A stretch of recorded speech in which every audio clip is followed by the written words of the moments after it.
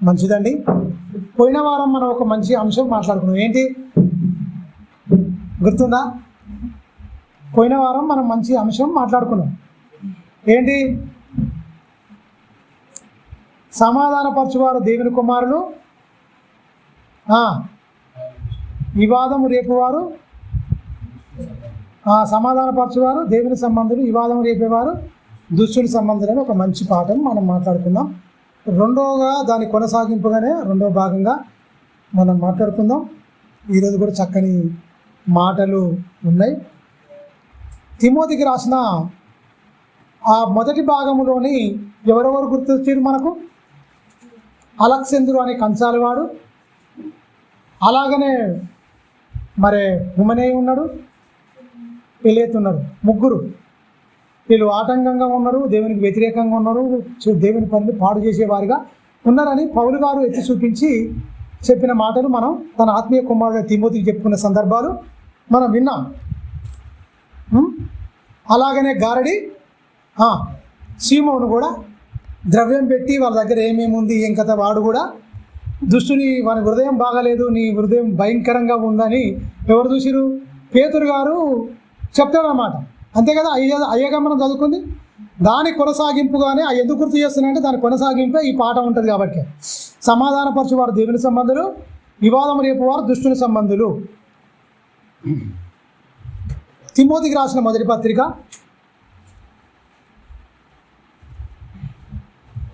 6వ అధ్యాయము 20వ వచనం నుంచి మనం చదువుకుందాం. ఇక్కడ తన ఆత్మీయ కుమారునికి ఒక మంచి సంగతులు చెప్తున్నాడు. 6వ అధ్యాయము లాస్ట్ వచనాలండి, 20-21 వచనాలు ఉంటాయి చూడండి. 18-19 వచనాల నుంచి కలిసిపోయి కూడా చాలా బాగుంటుంది, క్లారిటీగా ఉంటుంది. 15 నుంచి చదువుకుందామండి. అది మంచి సుదీర్ఘమైన, అది కంటిన్యూగా ఉంటుంది కాబట్టి చదువుకుందాం. 17 నుంచి చదువుకుందాం. 15 నుంచి. ఇహమందు ధనవంతులైన వారు గర్విష్ఠులు కాక, అస్థిరమైన ధనమందు నమ్మిక ఉంచక, చూడండి, సుఖముగా అనుభవించుటకును సమస్తమును మనకు ధారాళముగా దయచేసిన దేవుని అందే నమ్మిక ఉంచుడి అని చెప్తున్నాడు. ఈ లోకంలో మనకు ఏదున్నా సరే కానీ చాలా జాగ్రత్తగా ఉండాలి ఆయన అని చెప్తున్నాడు. ఎవరండి? అపోస్తుడైన పౌలు గారు సంఘానికి చెప్తున్నాడు. ఈయన దూరంగా ఉన్నాడు, ఎఫెసులో ఈయన ఉన్నాడు, ఎఫెసులో ఉండిపోయిన ఈయనకు తిమోతి గారికి చెప్తున్నాడు, నాయన నువ్వు ఖచ్చితంగా ఇలా ఉండాలి, చాలామంది ఇలా ఉండరు, కానీ మీరు ఖచ్చితంగా అది మనలో వెళ్ళొద్దు, మనం దాన్ని వెళ్ళాలి, అన్ని మన పాదాల కింద ఉండాలి తప్ప దేనికి మనం లోను కాకూడదని ఖచ్చితంగా చెప్తుండు. దేని మీద మనుషులు గర్విష్ఠులు అయిపోతారు, ఎందుకు మనిషిని దేవుళ్ళలో నుంచి వెళ్ళి తొలగిస్తుంది అనేది ఖచ్చితంగా చెప్తూ, అస్థిరమైన ధనమందు నమ్మిక ఉంచక అంటే స్థిరము కాదు అంటున్నాడు. సుఖముగాను అనుభవించుటకు సమస్తమును మనకు ధారాళముగా దయచేసిన దేవుని యందే నమ్మిక ఉంచుడి. నమ్మకం ఉండాలంటే దేవుని మీద నమ్మకం ఉంచాలి తప్ప ఈ లోకం మీద కానీ మనం వాడుకునే వస్తువుల మీద కానీ నమ్మిక ఉంచొద్దు అంటుండు. అవి ఇచ్చింది ఎవరు? నువ్వు వాడుకోవడానికి ఇచ్చింది ఎవరు?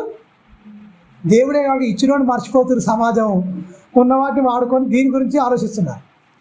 అందువల్ల చాలా జాగ్రత్తగా మనం ఆలోచిస్తే కింది వచనంలో ఏముంటుంది చూడండి. వారు బాగా గమనించండి, వారు వాస్తవమైన జీవమును సంపాదించుకొను నిమిత్తమును, చూడండి, రాబో కాలమునకు మంచి పునాది తమ కొరకు వేసుకొనుచు మేలు చేయువారును సత్క్రియలను ధనము గలవారునై ఔదార్యము గలవారై తమ ధనములో ఇతరులకు పాలిచ్చువారునై ఉండవలనని వారికి ఆజ్ఞాపించుము. అంటే సమానత్వంగా ఉండాలి.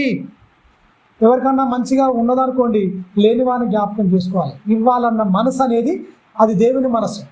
దేవుడు సమానంగానే ఇచ్చిండు, కానీ మనుషులు ఏమైపోయారు? స్వార్థపూరితులు అయిపోయి ఒకరినొకరు అని చేసుకొని తొక్కేసుకొని, ఇది ఇప్పటిది కాదు, 11వ అధ్యాయంలో మనకు నిమ్రోద్ అని ఒకటి కనిపిస్తాడు ఆదికాండంలో. వానికున్న సంతతి, వానికున్న గుణాలు ఏంటంటే అందరిని ఏలేటట్టుగా ఉంటాడు. అందరిని దొక్కేసుకొని, అందరిని పనివారిగా మార్చుకొని, రాజ్యాన్ని స్థాపించుకొని రకరకాల చేసుకునే మనసు. ఈ రోజుల్లో కూడా నిమ్రోజు లేకపోయినా కూడా నిమ్రోదు బుద్ధి, నిమ్రోది ఆలోచనలు కలిగిన వాళ్ళు చాలామంది ఉన్నారు. మిగవానికి ఉండడానికి 60 గజాలు జాగలేదు, 40 గజాలు జాగలేదు, ఉన్నవారికి కొన్ని 100 ఎకరాలు ఉంది. ఎక్కడిది దాన్ని? దేవుడేమో సమానంగా పంచిచ్చాడు.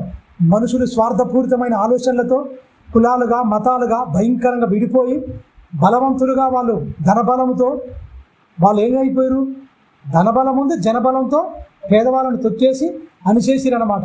సంఘములు అలా ఉండడానికి వీల్లేదు. మీరు సమానం పాటించాలి. రాబోయే కాలం, ఈ కాలములో నువ్వు బలహీనుడే కావచ్చు, ఇక్కడ ఈ లోకంలో నీకు ఏం లేకపోవచ్చు, కానీ సంఘంలోకి మీకు వచ్చిన తర్వాత అంత సమానంగా మీరు పాటించాలి. మిమ్మల్ని బట్టి అనేకులు మారాలి. మిమ్మలకు మీరే అనేకులకు లోకంలో బతుకుతున్న వారందరికీ స్ఫూర్తి ఇవ్వాలి మీరు మీ జీవితాలను బట్టి అని ఎవరు చెప్తారని పౌలు గారు తన ఆత్మీయ కుమారుడైన తిమోతికి చెప్తున్నాడు. తిమోతికి ఎందుకు చెప్తుండే? ఈయన ఎక్కడ నిలబడ్డాడు? ఈయన ఎక్కడున్నాడు? అన్యజనుడు అనే ప్రాంతంలో ఎఫెసీలో ఉన్నాడు. ఎఫెసీలో ఉన్న వాళ్ళు ఎవరు?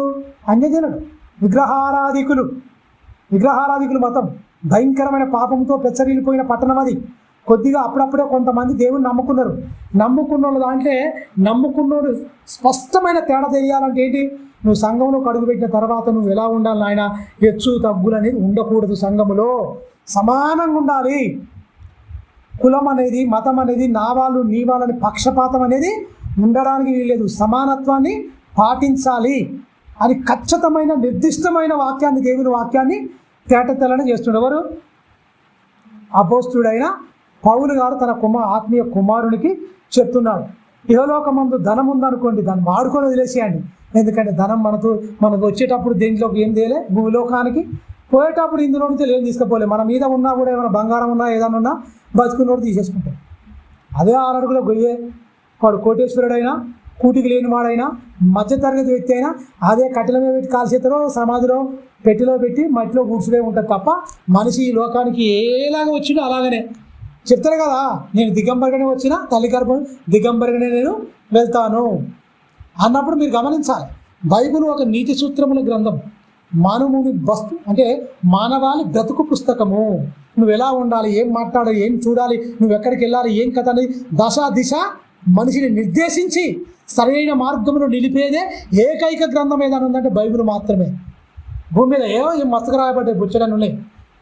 అందుకనే బైబిల్లో అంటాడు, పుస్తకములు అధికముగా రచింపబడిన వాటికి అంతం లేదు. వాటికి అంతం లేదు. చాలా చూసిన నేను అన్నిటి పరిశీలించి నేను మనసు పెట్టి అన్ని పరిశీలించి చూస్తే ఏమైపు తేలిన ఫలితార్థం ఏదనగా మానవ కోటికి ఇదే విధి. 66 పుస్తకాలు లేకపోతే దేవుడిచ్చిన గ్రంథమే విధి తప్ప లోకంలో ఏది ఉండదు అన్నట్టుగా ఖచ్చితంగా ప్రసంగి ద్వారా కూడా దేవుడు పలికించిన మాటలు. ప్రియమైన దేవుని పిల్లలు, మాటలు. ఇంకా మనం చక్కని విషయాలు మనం చూద్దాం. కింది వచనం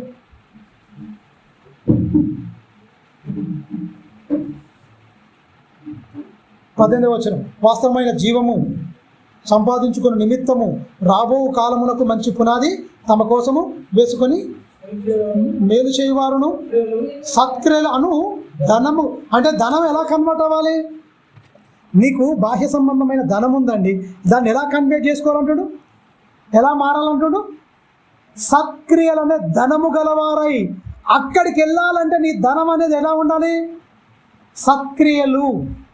సత్ అంటే సత్యము, క్రియలు అంటే పనులు. సత్ అంటే ఏంటి? సత్యము.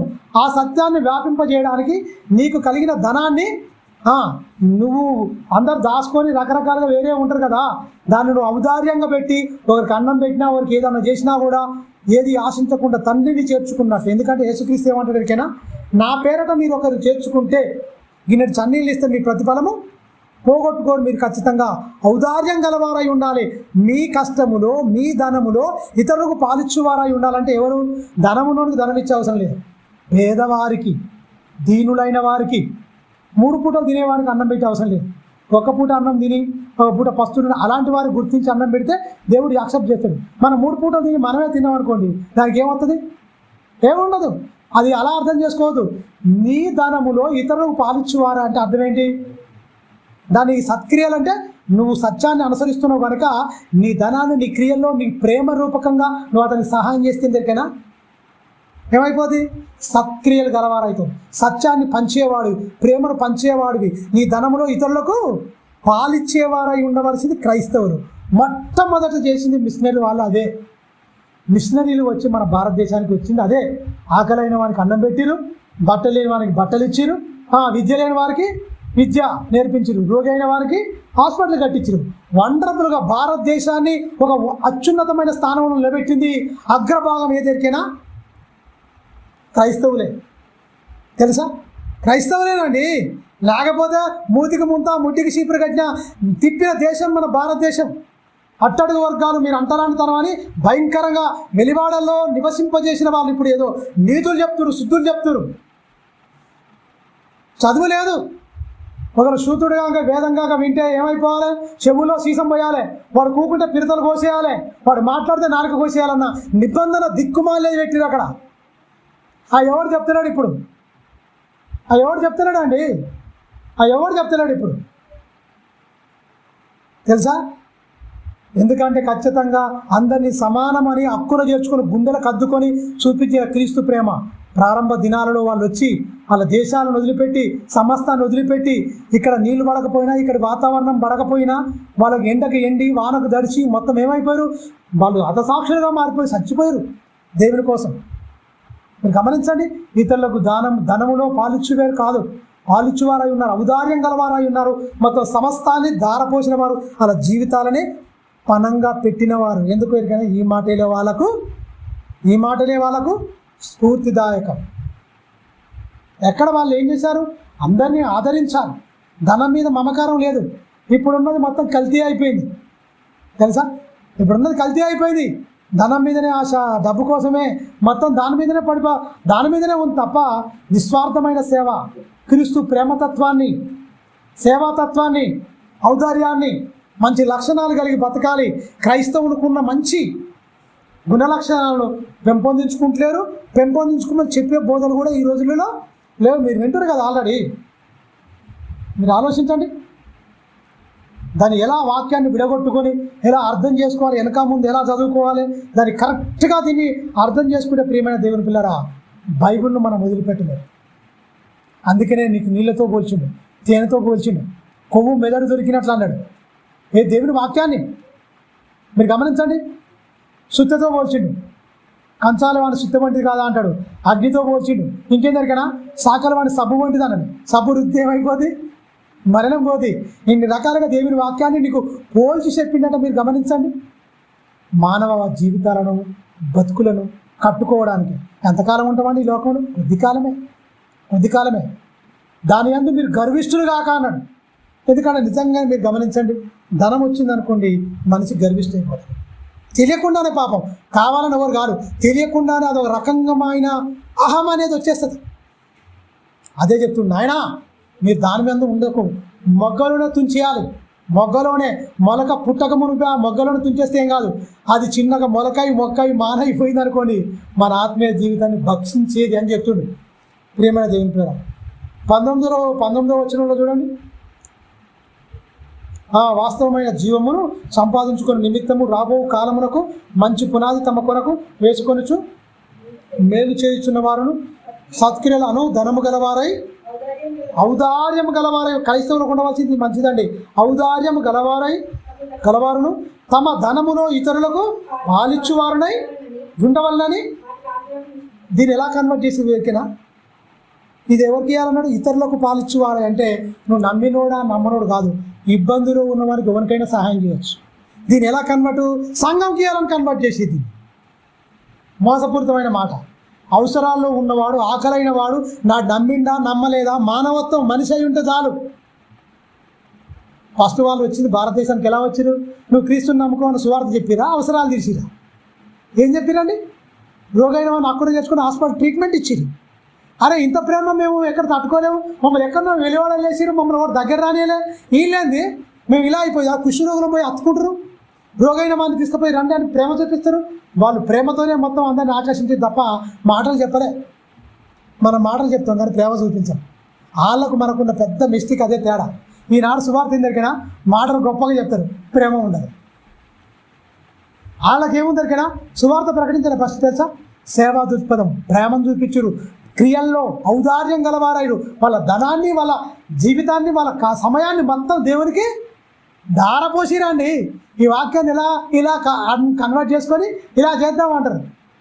100 రూపాయలు వచ్చింది అనుకోండి, 10 రూపాయలు బయట ఖర్చు పెడితే 90 రూపాయలు దేవుడు చేసుకుంటారు. ఇది సేవ, దొంగ సేవ.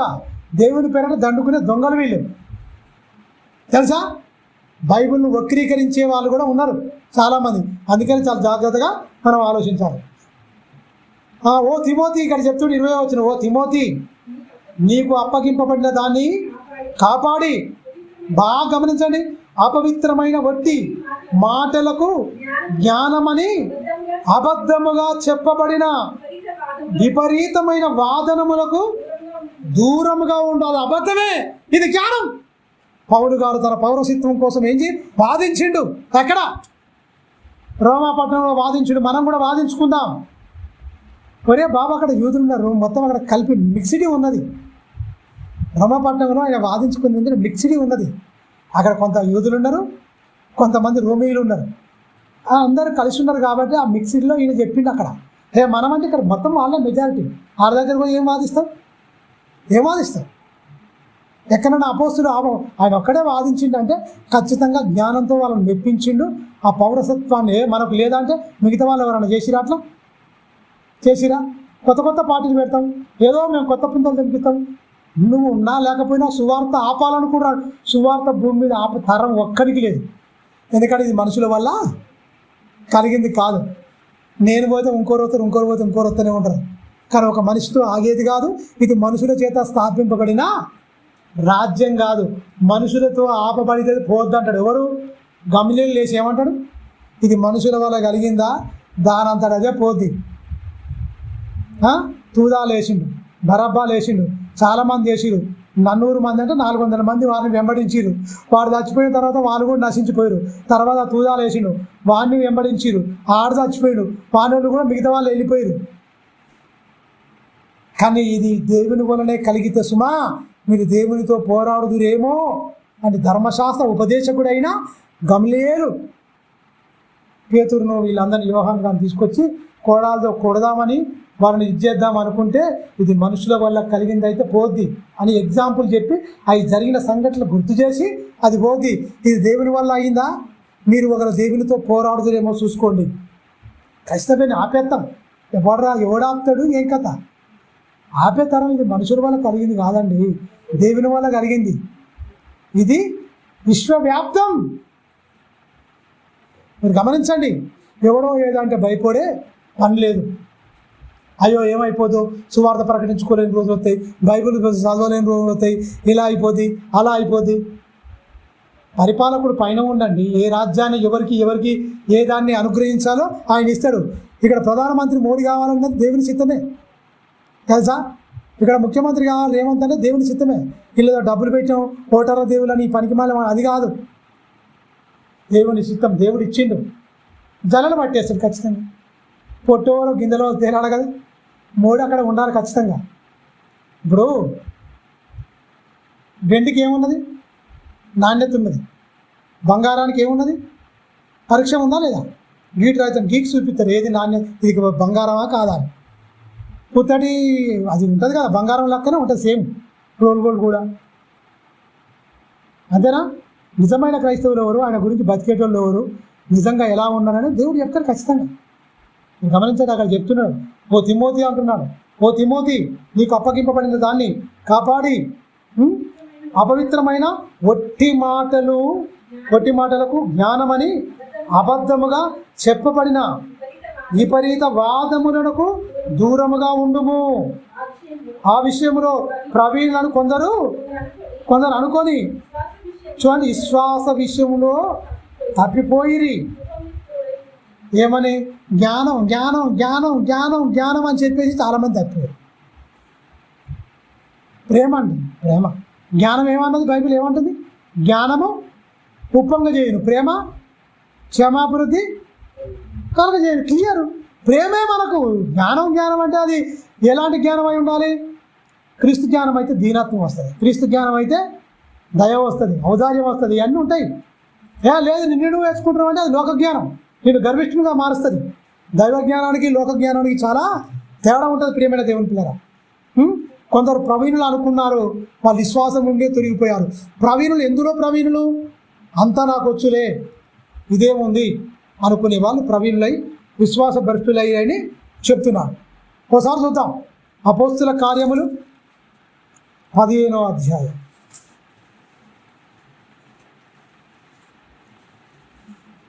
అపోస్తుల కార్యములు 15వ అధ్యాయం చూడండి.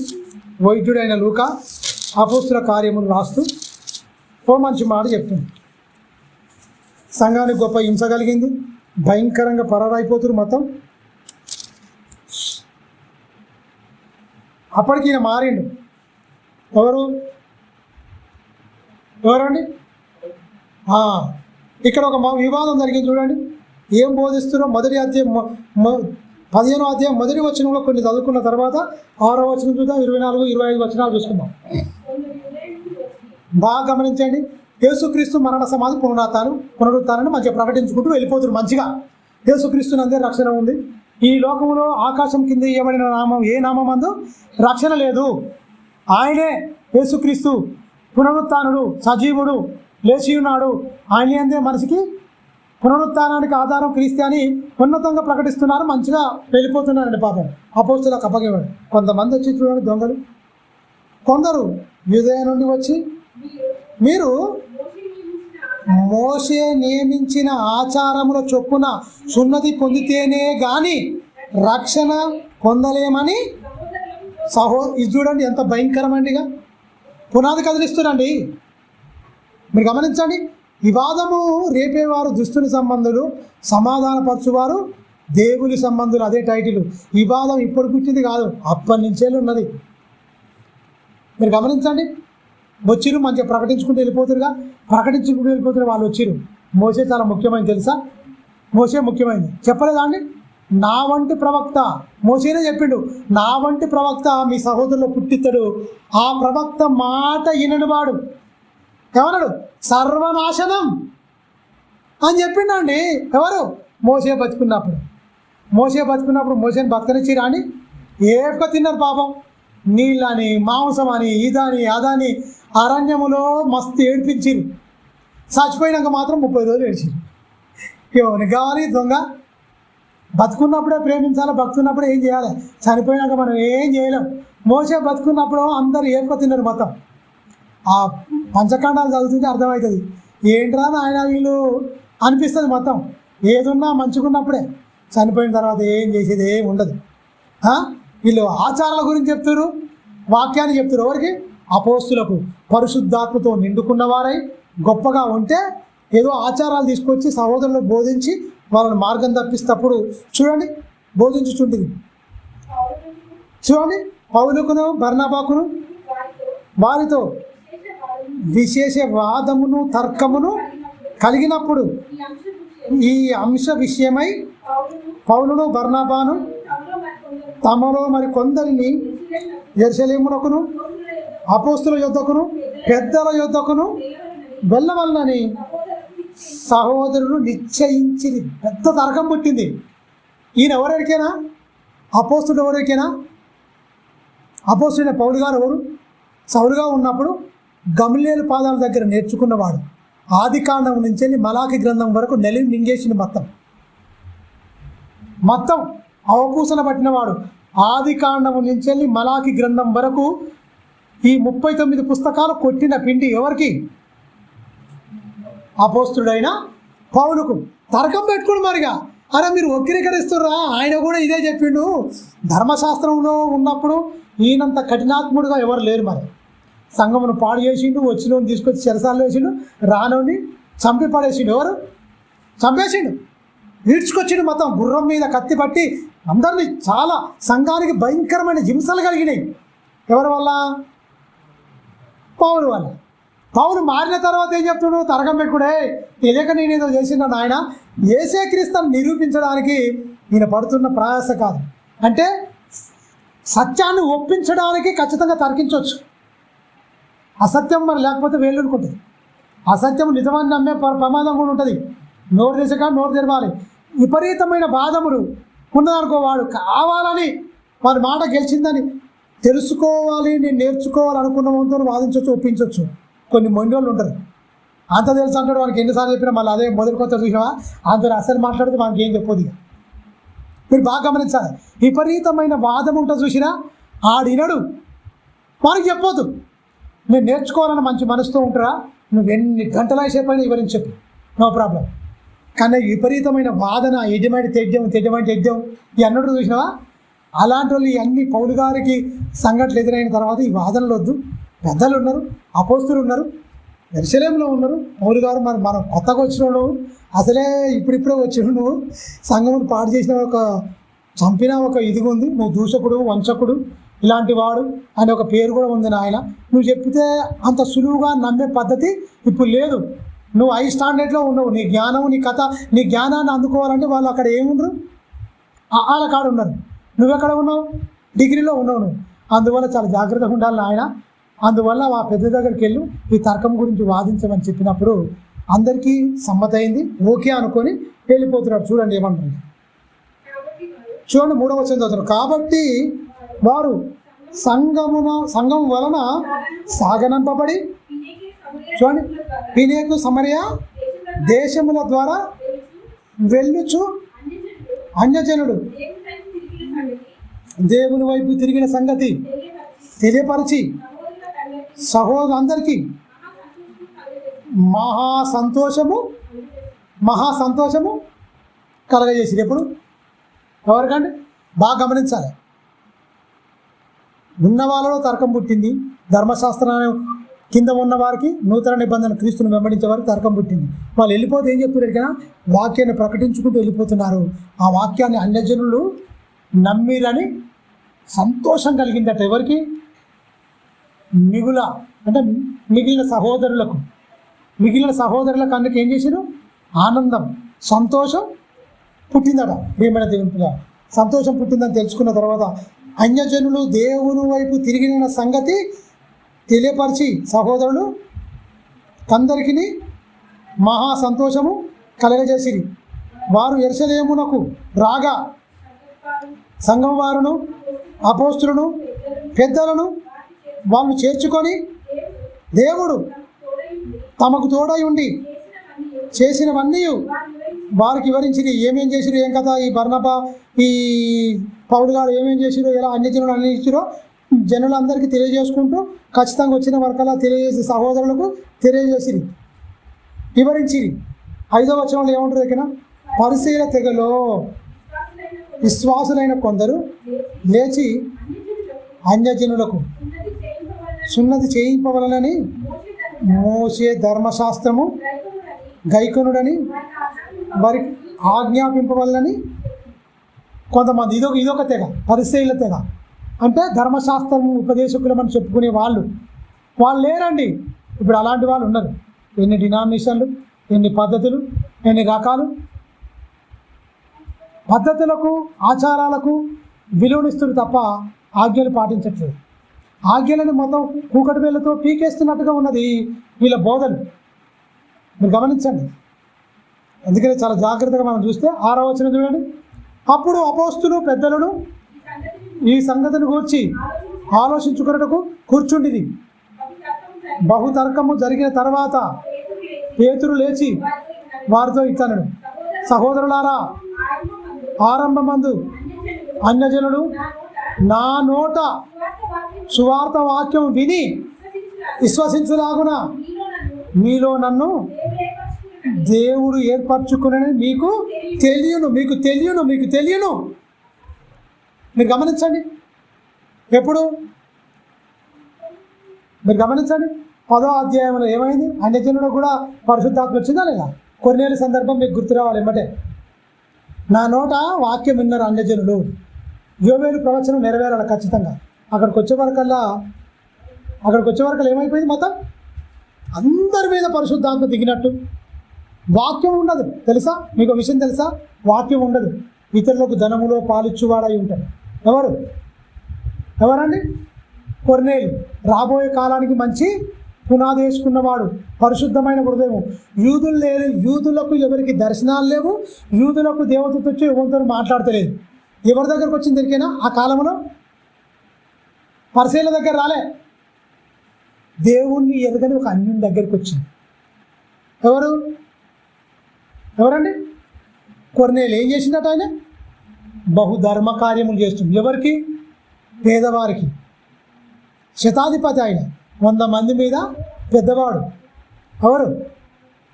కొర్నేలు. మీరు గమనించండి, 3 సార్లు ప్రార్థన చేస్తున్నాడు. ఇతరులకు మంచిగా ధనాన్ని పంచిపెడుతుంది. అతడి వాక్యము, ఇతడు అన్ని గుణాలు ఉన్నాయి కానీ ఒకటి తక్కువ ఉంది. అదేంటి? వాక్యం ఒకటి తక్కువ ఉంది. ఆ వాక్యం తెలియజేస్తే పరిపూర్ణమైన భక్తిపరుడుగా మారిపోతాడని దేవదూతను పంపించి దర్శనం ఇచ్చి మాట్లాడించి, ఉప్పేలో పేతురుంటే పేతురు దగ్గరికి మనుషులను పంపించి తెచ్చుకొని, పేతురు కానీ తీసుకొని వచ్చి పైన ఒక దర్శనం కలుగుతుంది మిట్ట మధ్యాహ్నం. ఆ 10వ అధ్యాయం మొత్తం చదువుతూనే మనకు అదే సందర్భం ఉంటుంది. మిట్ట మధ్యాహ్నం వచ్చినప్పుడు ఒక 4 చెంగులు పట్టేంత ఒక దుప్పటి ఆకాశంలో కనపడుతుంది. అన్ని చతుష్పాద జంతువులు అన్నిటి అలా ఉంటాయి. అది చంపుకొని తినని ఆకాశం ముమ్మారు మాట వస్తుంది. నేను నిషిద్ధమైనది ఏం తిననుగా ప్రభువా, వెళ్ళాక చదువుకోండి. నిషిద్ధమైనది ఏం తినగా ప్రభువా, నేను తినను అంటాడు. చంపుకొని తిను అంటాడు. నేను తినను ప్రభు అంటాడు. ముమ్మారు వస్తుంది, ఆకాశం మళ్ళీ వెళ్ళిపోద్ది. ఈ దర్శనం ఏమైందో అనుకుంటాడు. కిందకు వచ్చే వరకు 2 మనుషులు వస్తారు ఉప్పే నుంచి. అంటే కొన్నేళ్ళ దగ్గర నుంచి వెళ్ళి ఉప్పే వరకు ఇటలీ నుంచి వెళ్ళి ఆడికి వెళ్ళిపోయిన తర్వాత, ఇటలీ పటాలం నుంచి వెళ్ళి ఉప్పేకు పక్కనే ఉంటుంది. వీళ్ళు వెళ్ళిపోయిన తర్వాత అక్కడి నుంచి వెళ్ళి ఇంటికి ఎప్పుడు అర్థమై జరిగిన ఆ సందర్భం మొత్తం ఆ దర్శన భావం కొర్నేలు ఇంటికి వచ్చి ఆ నిలబడ్డ తర్వాత ఆ చతుష్పాద జంతువులు ఏంటి, నిషేధింపబడినవి ఏంటి, అందరూ సమానులే, నిషేధింపబడిన వాళ్ళు ఎవరు లేరు అన్న దాని మీద అప్పుడు అర్థం చేసుకొని సువార్త ఉన్నతంగా ప్రకటిస్తాడు. ఎవరు? పేతురు గారు. ఆ మాట ఇదే, నా నోట నుండి వినబడిన వాక్యము అన్యజనులు ఏమైపోయారు? వచ్చేసిరు. ఫస్ట్ నా నోట నుంచి దేవుని వాక్యం వెళ్ళింది కదా, విశ్వసించింది కదా అని చెప్పుకుంటుడు. నన్ను ఏర్పరచుకున్నాడని మీకు తెలియదా? దేవుడు నన్ను ఏర్పరచుకుంటూ దేవుడు కార్యం చేసిండు, దానికి మీరే సాక్ష్యం కదా. మరి సున్నతి అంటే సున్నతి పొందిన వాళ్ళకే పరిశుద్ధాత్మ రావాలి అంటే మరి మీరు సున్నతి పొందలే. మరి పరిశుద్ధాత్మ వచ్చిందంటే తప్పు చేద్దాం, వాక్యాన్ని వక్రీకరిద్దాం అనుకుంటారా? కొన్నేళ్ళు సున్నతి చేసుకుంటా లేదు. మిగతా వాళ్ళు అందరూ వచ్చి కూకున్నారు. వాళ్ళ మీద ఎవరు సున్నతి పొందకున్నా కూడా పరిశుద్ధాత్మ వాళ్ళ మీద దిగింది. మరి నేను వచ్చి వాక్యం మాట్లాడినా దేవుడు పక్షపాతి కాడే అని వివరణాత్మకంగా వాళ్ళకు తెలియజేసిన సందర్భాన్ని మైండ్లో పెట్టుకొని చదివితే తప్ప మనకు అర్థం కాదు. కొన్నేళ్ళ సందర్భం మనం చదువుకొని అక్కడ మొత్తం అర్థం చేసుకొని ఇక్కడికి వచ్చి ఈ వాక్య భాగం తన నోట నుంచి వెళ్ళి వచ్చిన మాటలు అన్యజనులు విశ్వసించారు కదా అన్న చెప్పబడిన మాటలు అది మైండ్లో పెట్టుకుంటేనే తప్ప ఈ వాక్య భావం మనకు అర్థం కాదు. ఈ 15వ అధ్యాయంలో 6వ వచనంలో సందర్భం ప్రియమైన దేవుని పిల్లరా వివరిస్తున్నాడు. మీరు గమనించండి. వివాదము రేగిన వెంటనే సమాధానంతో అందరి హృదయాలను గెలుచురు అనేకులను సువార్త ప్రకటించుకుంటూ వచ్చింది. ఈనాడు సంఘాల్లో ఏంటి మీరు గమనించండి. పెద్ద పెద్ద ప్రింట్లైన్ సంఘాల్లోనే, పెద్ద సంఘాల్లోనే ఒకరంటే ఒకరికి తెలుసా? కులవివక్ష. కారులు వచ్చిన వాళ్ళు ఒక రకంగా, మామూలుగా వచ్చిన వాళ్ళు ఒక రకంగా, తారతమ్యాలు భయంకరంగా ఉంటున్నాయి. అక్కడక్కడ ఎట్లా మా పాస్టర్ చీల మీటింగ్లోకి వెళ్ళిపోతున్నప్పుడు మాట్లాడుతున్నప్పుడు ఆశ్చర్యం, ఈ తారతమ్యాలు పెట్టుకున్నాడు మన పరలోకం వెళ్తాడా? సమానత్వం లేదు, చిన్న చూపు, రకరకాలుగా ఇవన్నీ విడిపోయారు. క్రీస్తు యేసునందు నూతనంగా ఉండవలసిన మనుషులు ఏమైపోయారు? మొత్తం ఒకే ఆత్మయందు ముద్రింపబడిన వారు. మీరు గమనించండి ఎలా అయిపోయారు? వేరువేరుగా అయిపోయారు. ఇలా ఉండకూడదు అని ఖచ్చితంగా క్లారిటీ ఇస్తూ ఆరంభమున అన్యజనులు నా నోటి మాట సువార్త వాక్యమును విని విశ్వసించులాగున మీలో నన్ను ఏర్పరచుకున్నానని మీకు తెలియను కదా, మీకు తెలుసు కదా, మీరు అందరికీ తెలుసు కదా, ఆ రోజు గొప్ప కార్యం జరిగింది కదా అని చెప్తున్నాడు. చూడండి 8వ వచనం, మరియు హృదయములను ఎరిగిన దేవుడు మనకు అనుగ్రహించినట్టుగానే వారికి నీ పరిశుద్ధాత్మను అనుగ్రహించి వారిని గూర్చి క్లియర్గా చెప్తున్న సాక్ష్యం ఇచ్చాను అంటే మీరు గమనించండి. స్వనీతి పరులు ఎవరో, ఆత్మతో నడిపింపబడేవారో మనకు తేలిపోద్దండి. మీరు ఒకటే బండ గుర్తు. లోక సంబంధమైన బోధ చేసి కానుకలు, దశంభాగాలు దేవునికి ఇస్తేనే కానీ మీరు కుటుంబంలో ఆశీర్వదింపబడతారు, దేవునికి ఇస్తే కానీ మీరు పెళ్ళిళ్ళు గారు, దేవునికి ఇస్తే కానీ మీకు పిల్లలు పుట్టరు, దేవునికి ఇస్తే కానీ మీకు వృద్ధి పొందారని చెప్పే మాటలన్నీ బైబిల్లో లేని మాటలు. ఇవన్నీ బైబిల్ చెప్పని మాటలు, దొంగ మాటలు. క్లియర్. దేవుడు పక్షపాతి కాడు. మొదట ఆయన రాజ్యంలో నీతిని వెతుక్కుంటూ ఆయన మీద ఆనుకొని బతితే నీకు అన్ని సమకూడి జరుగుతూనే ఉంటాయి. గాలి నువ్వు అడుగుతున్నావు ఆ ప్రతిరోజు నీకు ఇస్తలేడా? సూర్యుడు తూర్పున ఉదయిస్తున్నాడు, పనమటికి అస్తమిస్తున్నాడు. ఉదయించు సూర్యుడా నువ్వు ప్రార్థన చేస్తున్నావా? అస్తమించు సూర్యుడా నాకు నిద్ర వస్తున్నాడు నువ్వు ప్రార్థన చేస్తున్నావా? అమ్మ నాకు గాలి కొంచెం తక్కువైంది ప్రభా, గాలి నాకు ఇవ్వ నువ్వు ప్రార్థన చేస్తున్నావా? దేవుడే దారాలంగిస్తున్నప్పుడు గీచిన లాజిక్ మిస్ అయితే ఎట్లా? నువ్వు అడగమును అన్ని ఇచ్చినా, నువ్వు అడిగినాకనే ఇచ్చినా. నువ్వు అడగమునిపే నీ తల్లి గర్భంలో ఒక రూపాన్ని ఇచ్చిండయ్యా, జీవాన్ని పోసిండయ్యా. ఈ లోకానికి నువ్వు రాకమునిపై ఈ లోకాన్ని సర్వంగా సుందరంగా తీర్చిదిద్దిండు. నీ అవయవాల కోరిక నెరిగిండు, ఆహారాన్ని ఇచ్చిండు ప్రకృతిలో. నీకేం తక్కువని చెప్పు? మనుషులు ఏమిటికి అడగాలో తెలియదు, అసలు ఏమడుగుతారో తెలియదు, ఏమిటికి అడగాలో తెలియదు. ప్రియమైన దేవుని పిల్లరా, మన హృదయం అన్నింటినీ పరిశీలిస్తానని చెప్తుంది క్లియర్ కట్గా చెప్తుంది చూడండి. 8వ వచనంలో, మరియు మన హృదయములు ఎరిగిన దేవుడు మనకు అనుగ్రహించినట్లుగానే వారికి నీ పరిశుద్ధాత్మ అన్యజనులు కూడా అనుగ్రహించిండు. మీరు అన్యజనులు సున్నతి చేసుకోవాలి. ఈ తర్కాలేంటి, ఇవన్నీ పనికిమాలేంటి? ఈ సున్నతి వల్ల వాడు మారు మనసు ఏం పొందడు. వీళ్ళు సున్నతి మాత్రం చేసుకుని తప్ప మారు మనసులే కూడా దౌర్భాగ్యంగా బ్రతుకుతున్న వాళ్ళు ఉన్నారు. పరిచయాలు చాలామంది తెలుసా? సున్నతి అనేది మ్యాండేట్ కాదు. ఇక్కడ మనకు వాళ్ళకు బాహ్య సంబంధమైన సున్నతి జరిగేది. కొత్త నిబంధన ప్రకారంగా హృదయ సంబంధమైన సున్నతి జరగాలి. హృదయం చీల్చబడాలి. తెలుసా? ఇది కదా కావలసిన నిజమైనది సున్నతి. ఏం జరిగినా ఆత్మ సంబంధమైనది, హృదయ సంబంధమైన సున్నతి జరగాలి, చీల్చబడాలి. నిజమైన మారు మనసు పొందాలన్నది బైబిల్ బోధ. వీళ్ళు అవన్నీ పక్కకు పెట్టిరు. యేసుక్రీస్తుల రక్షణ, ఈయన రక్షకుడు అని చెప్పి తట్టుకోలేకపోతున్నారు. మతంలో ఉన్న వాళ్ళు బట్టలు చింపేసుకుంటారు మతం. అమ్మ ఏంటి మోసేని పక్కకు పెడతారు? మోసే కంటే గొప్పవాడు, సొలొమోను కంటే గొప్పవాడు, ప్రవక్తలు అందరికంటే గొప్పవాడు ఎవరు? యేసుక్రీస్తు. సర్వమానవారి కోసం ప్రాణం పెట్టిండు. ఏ ప్రవక్త పెట్టిండు ప్రాణం? ఏ ప్రవక్తను పెట్టిండా? ఏ ప్రవక్త పెట్టలే. ఈయన ఎందుకు పెట్టిండు? ఈయన వల్లనే సర్వలోకానికి రక్షణ. ఈ జగతి పునాది వేయబడక మునిపే తండ్రి సంకల్పం. తండ్రి అనే దేవుడి సంకల్పం అండి. ఈ సంకల్పాన్ని సరి అయిన రీతిగా మనం అర్థం చేసుకోకపోతే బైబిల్ మొత్తం తప్పుగానే బోధిస్తాం. వ్యర్థం, వితర్కములు పుడుతున్నాయి. ఎందుకు? అర్థం చేసుకోలేక. ప్రియమైన దేవుని వాళ్ళ మీరు గమనించండి, మన హృదయమును పరిశీలించేది మొత్తం అని చెప్తూ కింది వచ్చాను చూడండి. వారి హృదయములను విశ్వాసం వలన, హృదయములు ఏం చేస్తున్నాడా? హృదయములను విశ్వాసం వలన పవిత్రపరిచి గనుక మనకు వారికి ఏ భేదమైనను కనపరచలేదు. ఏం చేసిండు? హృదయము ద్వారా హృదయమును ఏం చేసిండు? పవిత్రపరిచిండండి. అయిపోయింది. వాళ్ళు బాహ్య సంబంధంగా గుర్తుగా అబ్రహాము నుంచి స్టార్ట్ అయింది ఈ సున్నతి. తెలుసా? ఈ సున్నతి ఎప్పటి నుంచి స్టార్ట్ అయింది అంటే అబ్రహాము నుంచి స్టార్ట్ అయింది.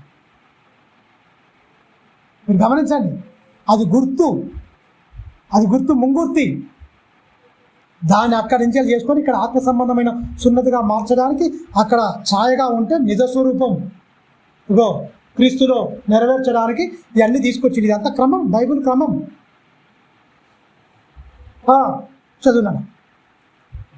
ఏ భేదం లేదు, అందరికీ కనపరచలేదు కనుక మన పితరులైనను మనమైనను మోయలేని కాడి శిష్యుల మెడ మీద పెట్టి మీరెందుకు దేవుణ్ణి శోధిస్తున్నారు? తెంపేసింది మొత్తం పితరులు. ఎందుకు దేవుణ్ణి శోధిస్తున్నారు? సున్నతి పొందుతారా ఇప్పుడు? ఎందుకు ఇవన్నీ? హృదయ సంబంధమైంది. ఆ దేవుడికి ఏ భేదం లేకుండా కరెక్ట్ చేసిండు. ఖచ్చితంగా దేవుడు నన్ను ఏర్పరచుకున్నాడు, పరిశుద్ధాత్మ నాలో ఉన్నాడు. మీరు నమ్ముతున్నారుగా, మీరే సాక్షులు కదా. ఎంతమంది మారిపోయారు? 3000 మంది, 5000 మంది, ఇక లెక్కింపలేనంత మారిపోయారు. మీరే తెలుసు కదా ఎంతమంది హృదయాలు పొడవబడ్డాయి, ఎంతమంది హృదయాలు పశ్చాత్తాపడ్డారు. మొత్తం నా బోధకు, నా నోట దేవుని మాట ఉంచిరు. ఏ పరిచయుడు మాట్లాడితే అందరి హృదయాలు కదిలినాయి, పొడవబడ్డాయి. ఎవడొచ్చి ధర్మశాస్త్ర ఉపదేశకుడు అని చెప్తే ఒక్కడన్నా మారిండా? మారలే. ఆ మార్పుకు నేను గొప్పని కాదు, నాలో పరిశుద్ధాత్మ, నా ద్వారా పరిశుద్ధాత్మ గొప్ప కార్యములు చేసిరు. దానికి మీరందరు సాక్షులు గారా? ఎందుకు దేవుని శోధిస్తున్నారు? వివాదం వద్దు. సమాధానపరచువారే దేవుడు కుమారుడు ధన్యులు అన్న మాట ఆధారం చేసుకొని వివాదము రెచ్చగొడుతున్న వాళ్ళందరినీ పక్కకు పెట్టి సమాధానపరుస్తూ దేవుని వాక్యాన్ని క్రోడీకరిస్తూ చక్కని వాక్యాన్ని బోధిస్తున్నాడు. ఇదంతా చదివి చాలా ఎక్కువ అవుతుంది. 24 నిమిషాలు చదివాం. 23 నుంచి 22 నుంచి చదవండి. 22 నుంచి చదువుకుంటుందా మీరు గమనించండి. అప్పుడు సహోదరులలో ముఖ్యులైన బర్సబాను అను పేరు గల అంటే ఇక్కడ ఏంటి, ఇస్కరియోతు యూదా వేరే, శిష్యుల్లో ఉన్నవాడు ఈ యూదా వేరే. ఈయన పేరేంటి, బర్సబా. బర్నబా వేరు, బర్సబా వేరు. ఈ యూదా అంటే ఆయన ఎవరికైనా ఈయన కూడా అపోస్తులుడే, శిష్యుడు కాదు, ఈయన కూడా అపోస్తులుడే. యూదాలు ఇస్కరియోతు సీమోను కుమారుడు ఇస్కరియోతు యూదా అని ఉంటుంది. అలా తండ్రి పేరు కూడా చెప్పబడింది. అందువల్ల ఆ యూదా వేరు, ఈ యూదా వేరు. అందుకే 2 పేర్లునే. మారు పేరు గల యూదాను శీలను తమలో చేర్చుకొని, చూడండి, పౌలును తమతో ఏర్పరచుకొని పౌలుతోను బర్నబాతోను అంతియోకుకు, చూడండి, పంపుట యుక్తమని అపోస్తులకు పెద్దలకును సంఘమంతటికి ఏమైపోయింది తోచను. ఇక్కడ వివాదంతో ఆగిపోతే సువార్త ఇక్కడే ఆగిపోద్ది. వివాదం కాదు కావలసింది, సమాధానమైన సువార్త అందరి హృదయాల్లో నాటాలి. వద్దు, నువ్వు చాలా ప్రవీణుడు, నువ్వు వాదిస్తావు, కానీ వాదన వినని మూర్ఖులు కొంతమంది అని పేతురు గారు ఈ పెద్దలందరూ ఏం చేశారు కదా, ఆయన పౌలు నువ్వు ఇక్కడ ఉండడం కరెక్ట్ కాదయ్యా, ఇది ఈ వాదం రేగిపోతుంది, నిన్ను అన్ని జనుల యుద్ధకు పంపుతాం ఖచ్చితంగా, నువ్వు అక్కడికి వెళ్ళు, అక్కడ కొమ్ములు తిరిగిపోయి ఉండరు చాలామంది. ఈ తర్కమును వాదించడం ఒప్పించడం అంటే వీళ్ళ దగ్గర కాదు, నువ్వు అక్కడికి పోవాలి ఖచ్చితంగా. అనేకులను మూగ విగ్రహమును లేకపోతే లోకములో గొప్ప అని పెట్టుకొని మూఢనమ్మకాలతో మురిగి తేలుతూ సమాజాన్ని వక్ర మార్గాన్ని పట్టించే అనేకులు ఉన్నారు. తర్కించడానికి ఒప్పించడానికి వాళ్ళ కొమ్ములు విరచాలంటే పౌలు గారు నువ్వే సరైనడు, నువ్వే అక్కడికి వెళ్ళాలి. అంతియోకు కానీ ఎఫెసుకు కానీ అక్కడికి వెళ్ళాలంటే మరి ఇక్కడ ఉంటుంది లూదియా అని ఉంటుంది, లుకోనియా అనే ప్రాంతాలు కొన్ని ఉంటాయి. ఆ ప్రాంతాలకు అక్కడికి వెళ్ళాలి నువ్వు ఖచ్చితంగా. అక్కడికి వెళ్ళి దేవుని వాక్యాన్ని ప్రకటించు అనే వారికల్లా ఈయన కూడా వెళ్ళడానికి ఉంది. అంటే ఏంటి, వివాదం అనేది వద్దు, సమాధానంగానే వెళ్ళిపోవాలి అని దేవుని వాక్యం మనకు తెలియదు. అదే దీన్ని చదువుకుంటే మనకు వచ్చి ఏమైందంటే వివాదం వద్దు, సమాధానంతోనే వెళ్ళాలి. ఇప్పుడు ఏమైంది, అన్యజనులతో వివాదం కాదు, ఉన్న క్రైస్తవులే వివాదం రేపుకొని అన్యజనులకు ఆటంకంగా మారేవాళ్ళు ఎవరు, క్రైస్తవులే. వాక్యం చెప్పేవాళ్ళు కూడా మారుతారు, పాస్టర్లమని చెప్పుకునే వాళ్ళు కూడా వివాదంతో రెచ్చిపోయి మాట్లాడుతున్నారు. మొత్తం ఒకరితో నీకెందుకయ్యా, ఒకరితో నీకెందుకు, వాళ్ళ ధర్మం ఎందుకు, వాళ్ళ కథ ఎందుకు, వాళ్ళు ఎందుకు నీకు, నీది నువ్వు గొప్పగా చెప్పు. వాడు కావాలని వచ్చిండా ఖచ్చితంగా అగ్రిమెంట్ మీద సైన్ చేసి అగ్రిమెంట్ పూర్వకంగా దాని మీద ఉంటే ఖచ్చితంగా తెలుసుకుంటే బాగుంటుంది. కావాలి మేము కూడా ఇది చేద్దాం అనుకున్నాను, అయినా కూడా నేను ఒకటే మాట అంటా, అసత్యముతో సత్యానికి ఎప్పుడు పోటీ అవసరం లేదు. సత్యం నిటారుగా ఉంటుంది, అవి ఎన్నో వస్తుంటే పోతుంటే అవన్నీ వేస్ట్. కింది వచ్చిన చూడండి, మీరు రాసి వారి చేత పంపినది ఏమనగా అపోస్తులను పెద్దలైన సహోదరులను అంతియోకులకును సిరియాలోను కిల్కియాలోను నివసించుచు అన్యజనులుగా ఉండిన సహోదరులకు శుభము. చూడండి, కొందరు మా యొద్ద నుండి వెళ్ళి తమ బోధ చేత మిమ్మును కలవరపరిచి మీ మనస్సులను చెరుపుచున్నారని వింటిమి. ఏం చెప్తున్నాడ, మనసులను చెరిపేస్తున్నాడ. గదే కలకల బోధలు, క్రైస్తవ్యంలో కలకలు రేపే బోధ, మనసులను చెరిపే బోధ ఉంటుందా? ఉంటుంది ఖచ్చితంగా. ఏది నిజము ఏది అబద్ధము తెలుసుకోలేని పరిస్థితి ఎప్పుడు ఉంటుంది అయిపోయినా, ఎప్పుడు ఉంటుంది అయిపోయినా బైబిల్ మీద సరిగా మనకు పాండిత్యము లేనప్పుడు ఉంటే నో ప్రాబ్లం, లేకుంటే అన్నీ ఉంటాయి. అందుకనే వాళ్ళకు బుద్ధి చెప్పినట్టుగా మనకు కింద వచనాలు ఉంటాయి, పర్లేదు. 24వ వచనం,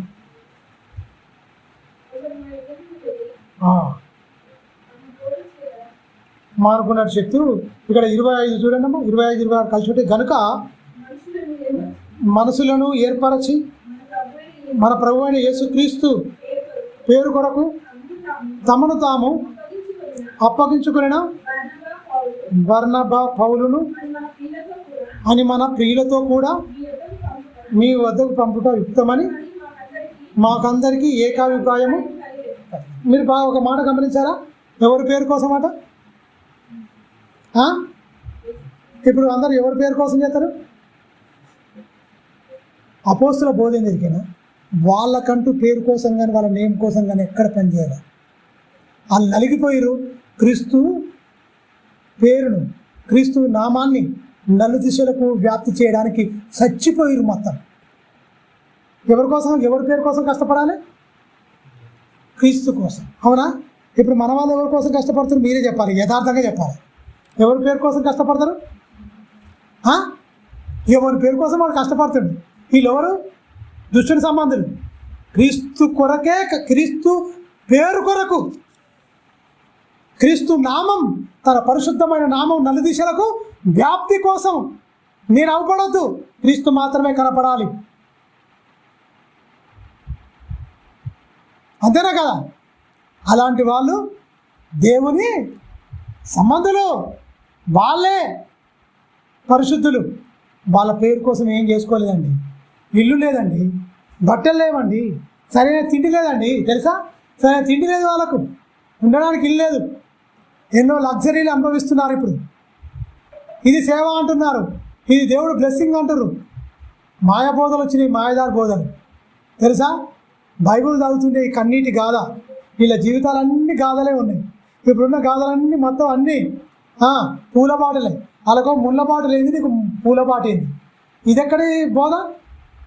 ప్రారంభంలో చూడండి, అపోస్తులు వెళ్ళిపోయిన తర్వాత చూడండి, కష్టాలు కన్నీళ్ళతోనే వాళ్ళ జీవితాలు ముగిసినాయి. ఎక్కడ ఆనందం లేదు. వాళ్ళ పేరు కోసం ఎక్కడ పాకులాడలే. నువ్వు పేరు కోసం పాకులాడుతున్నావంటే నువ్వు దుష్టుకు సంబంధి పక్క. నీకు పేరేంది, నీవేంది? ఆయన పేరు కోసం నువ్వు కష్టపడు. నాదేముందండి?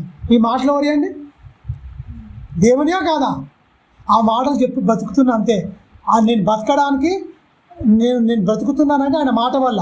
ఈ మాటలు చెప్పడానికి ఇచ్చిన తలాంతు ధన్యతగా భావించాలి, వ్యాపారంగా కాదు. ధన్యతగా ప్రకటిస్తున్న మనం ఖచ్చితంగా ఏది ఆశించకుండానే ప్రకటించిన వాళ్ళు హతసాక్షులుగా మీరు ఇవ్వండి, అది ఇవ్వండి, ఎక్కడ ఏం చెప్పలే. మళ్ళీ చదివిన వచనం,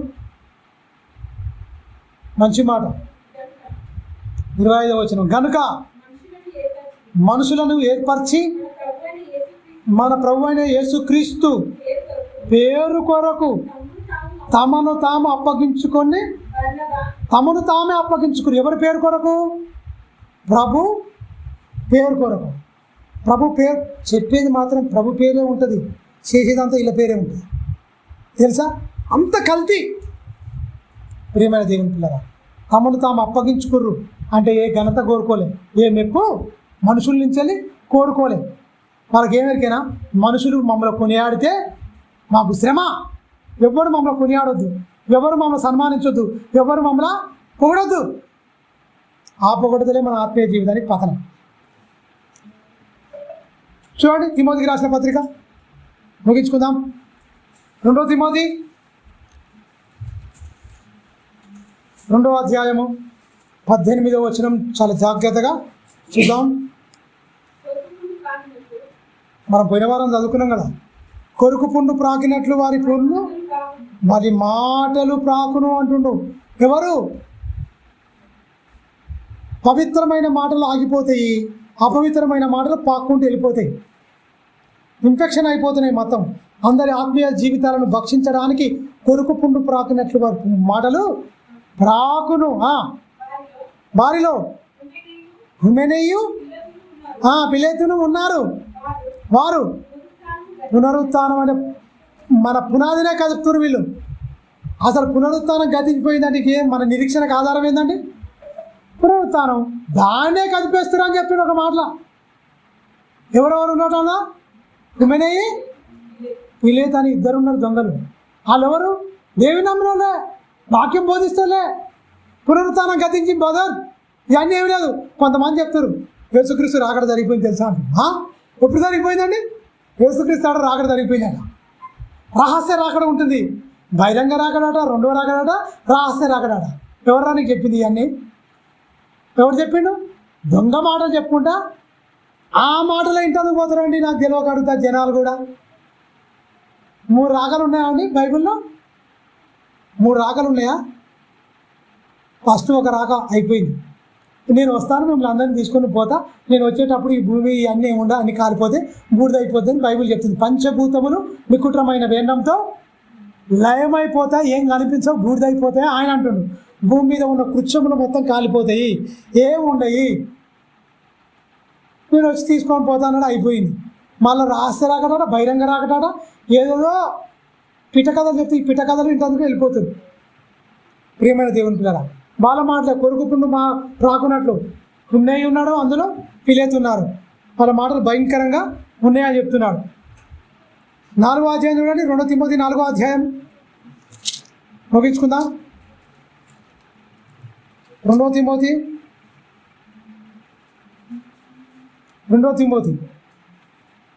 4వ అధ్యాయము 14వ వచనం. ఇది పోయిన వారం కూడా మళ్ళీ మనం చదువుకున్నాం. అలెగ్జాండర్ అంటుంటాడు, ఇక్కడ ఏం జరిగిందట? అలెగ్జాండరును కంసరివాడు నాకు చాలా కీడు చేసాను, అతని క్రియల చొప్పున ప్రభు అతనికి ప్రతిఫలం ఇచ్చును. అంటే వాడిని ఒప్పించలేరా? ఒప్పించవచ్చు, కానీ ఈ తరకం పెట్టుకుంటే కొత్తగా నమ్ముకుంటే కూడా పాపం జారిపోతుంది. వీడు మూఢుడు, వీడి బండలాంటి హృదయం. బండ మీద పడితే విత్తనం పడితే వస్తుందా అండి? ఫస్ట్ ఏదో అంగీకరించిండు, వేరు లేనందున ఏమైపోయింది, ఎండిపోయింది. ఇది ఇక అక్కడ భూమి లేదు కాబట్టి బండ మీద విత్తనం లాంటి వాడు వీడు. అలెగ్జాండర్ అనేవాడు వాడికి వాదిస్తుండిగా చెత్తవాదన. వాడు చాలా మాకు కీడు చేసిండు, వాడిని ఒప్పించలేక కాదు, ప్రభువుకే మేము వాడిని అప్పచెప్పామని చెప్తుంది చూడండి. అతని విషయమై నాయన తిమోతి నువ్వు కూడా జాగ్రత్తగా ఉండు నాయన అంటున్నా. అతడు మా మాటలను బహుగా ఎదిరించను నేను. చూడండి, బాగా గమనించండి, మొదట సమాధానం చెప్తారండి దేవుని నమ్మిన బిడ్డలు. ఇదే ఎవరైనా దైవ సేవకులు ఎవరైనా చెప్పేది ఇదే. మొదట సమాధానంగా నేను చెప్పాను. చెప్పినప్పుడు ఏమైంది జరిగినా పక్కకున్నాడు, అన్నకు చేత కదా, అన్నకు తెలియలేదు, ఏం చెప్తుండే ఇట్లా.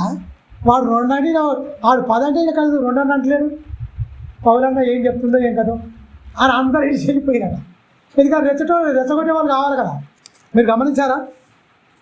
పగడాల ప్రవీణ్ అన్న గారు చంపేసిరని ఖచ్చితంగా మర్డరే, ఆయన చంపారు.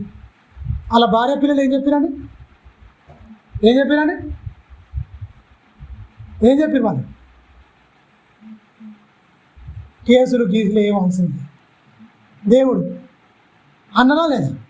మిగతా వాళ్ళందరూ వచ్చి ఏం చేశారు? బట్టలు చింపేసుకుని మొత్తం ఊగిపోయారు, మొత్తం అని చేద్దాం అన్నారు. మీరు గమనించండి, దేవుడు అర్థమైన వాళ్ళకు అలా ఉంటుంది, అర్థం కానివాడు బట్టలు చింపుకుంటారు. ఈ అలెగ్జాండర్ వీళ్ళకి ఏం రాదు, కానీ బహుగా ఎదిరిస్తున్నాడు. ఎవరిని? పౌలంతటి మహనీయుని ఎదిరిస్తున్నాడు, బర్నబ్బా అనే ఆ మహనీయుని ఎదిరిస్తున్నాడు. వీడికేం రాదు, అయినా కూడా బాగా ఎదిరిస్తుండే అర్థమేంటి? బైబిల్లో ఎన్నో ఉంటాయి, చూసుకోవచ్చు. వివాదం రేపే వాళ్ళని కనిపెట్టుకుని ఉండాలి. బైబిల్ను దాటి నువ్వు మాట్లాడుతున్నావంటే నువ్వు దుష్టుని సంబంధివి, దుష్టునికి జత పనివాడవు, క్రీస్తుకు జత పనివాడవు కానే కాదు నువ్వు. క్లియర్? బాగా ఏం చేసినాడ? ఏం చేసాడు చూడండి. ఆయన నుంచేదో కొంతమంది ప్రేమలోకి వచ్చారు, ఇది చేద్దాం అది చేద్దాం అని రకరకాలు చేసారు. ఆయన పేరు చెప్పుకొని దండుకున్న వాళ్ళు, ఆస్తులు సంపాదించుకున్న వాళ్ళు కూడా ఉండరు, కొంతమంది దొంగలు. నేను మొదట సమాధానముగానే చెప్పినప్పుడు ఎవరు నా పక్షముగా నిలవలేదంటే అర్థం ఏంటి? మనల్లో కూడా ఇప్పుడు ఉన్న వాళ్ళకి ఏంటి? వివాదం, విసిలేస్తారు, కేకలేస్తారు. అబ్బా అందరు రెచ్చిపోయాడు, మనం కూడా రెచ్చిపోదాం. నిమ్మలంగా వద్దు బ్రదర్, సమాధానంగా ఉండాలన్నా అనుకో. ఇట్లా అయితే ఎట్లుంటుంది? మీరు సమాధాన సువార్త చెప్పి ఇది ఇట్లా ఉందండి బైబిల్లో ఇది ఉందని చెప్పామనుకోండి, అస్సలు ఇంపనిపించండి. చూసుకుందామా, చేసుకుందామా, అట్లా ఇట్లా అంటేనే ఇదే. అందుకని ఎవ్వరు పౌలు గారు లేకుండా, పక్షంగా లేకుండా పాపం వెళ్ళిపోయింది. అందరూ నన్ను విడిచిపోయి ఇది ఏమంటుండేకైనా తెలిసి తెలియకపోయారు పాపం పిల్లలు. ఇది వాళ్ళకు నేరంగా నేను ఎంచానని చెప్తున్నా. అయితే నా ద్వారా చూడండి, నా ద్వారా సువార్త పూర్ణముగా ప్రకటింపబడు నిమిత్తమును అన్యజనులందరూ దాను విను నిమిత్తమును ప్రభు నా ప్రక్క నిలిచి నన్ను బలపరచను గనుక సింహముల నోటలో నుండి నేను తప్పింపబడితిని. ప్రభు ప్రతి దుష్కార్యము నుండి నన్ను తప్పించి తన పరలోక రాజ్యమునకు చేరునట్లు నన్ను రక్షించి యుగ యుగములు ఆయన మహిమ కలుగును గాక. ఆమేన్. మీరు గమనించండి, ఏం చెప్పిందండి?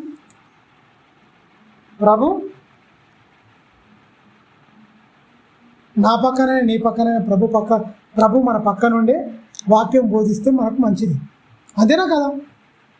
మనుషులను ఆధారం చేసుకొని వాళ్ళ దగ్గరికి పోదాం, వీళ్ళ దగ్గరికి పోదాం. మన దేవుడే మన రాయారప్ప శక్తిహీనుడా, లేని వాటిని శూన్యములో ఏం చేసిన మొత్తం ఈ అనంతమైన సృష్టిని కలిగించిన వాడు, ఏమి లేనప్పుడే లేని దాన్నే ఉన్నట్టుగా పిలిచినవాడండి.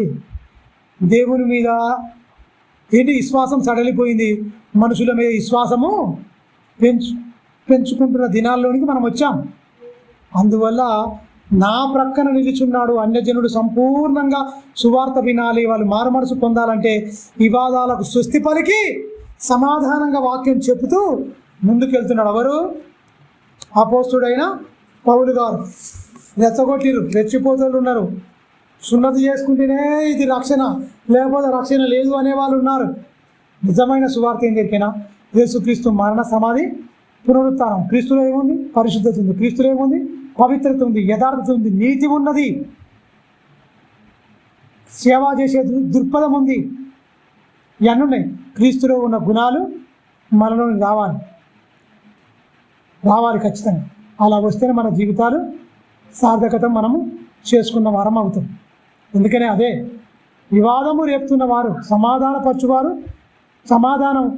పరచువారు దేవుని సంబంధులు, వివాదము రేపువారు దుష్టుని సంబంధులు. ఇంకా 4-5 భాగాలు కూడా దీన్ని మాట్లాడవలసి వస్తుంది. చాలా ఉన్నాయి. ఎవరెవరు వివాదం రేపిరు, ఎవరెవరిని పౌలు కొట్టిరు. పౌలు కొడతా తెలుసా? ఎవరెవరు కొట్టిరు, అసలు ఎందుకు ఆయన సమాధానం చెప్పిరు, ఇది ఎందుకు పడలేదు అన్న దాని మీద మంచి విశ్లేషణతో వాక్యాన్ని మనం బోధించుకుందాం. తలవంచుకొని ప్రార్థించుకుందాం. పరిశుద్ధుడమైన మా కన్న తండ్రి, కొన్ని విషయాలు లేఖనాలలో నుంచి వెళ్ళి మాకు ఎత్తి చూపుతున్నారు నాయన.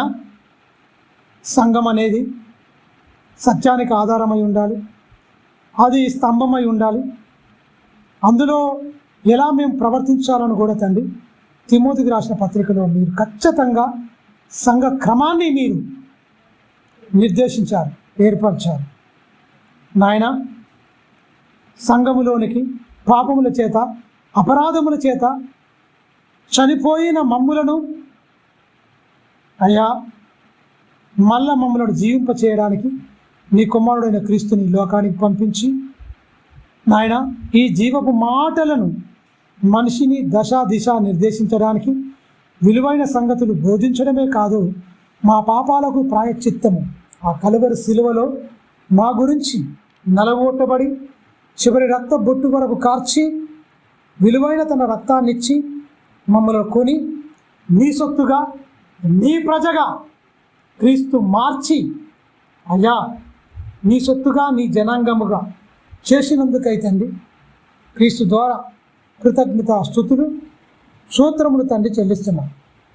వినబడిన ప్రతి మాట తండ్రి హృదయంలో నీ పిల్లల హృదయాల్లో ముద్రించండి. ఆసక్తితో నీ వాక్యాన్ని విని హృదయములో పదిలపరుచుకొని ఈ లోకములో ఉన్నదంతా నాయన మనుషులను హెచ్చింపజేసి మనుషులను గర్విస్తులుగా మార్చి అయ్యా నీకు దూరం చేసే పద్ధతులే ఉన్నాయి. నీకు దగ్గరగా ఉండాలంటే ఇహమందు ధనమందు గర్విస్తులై కాక అస్థిరమైన ధనమయందు నమ్మిక ఉంచక అని మీరు ఒక మాటలో చెప్పేశారు. అయ్యా ఏదాన్నైనా మేము ఏలాలి తప్ప ఏది మా మీద ఏలికగా ఉండడానికి వీల్లేదు.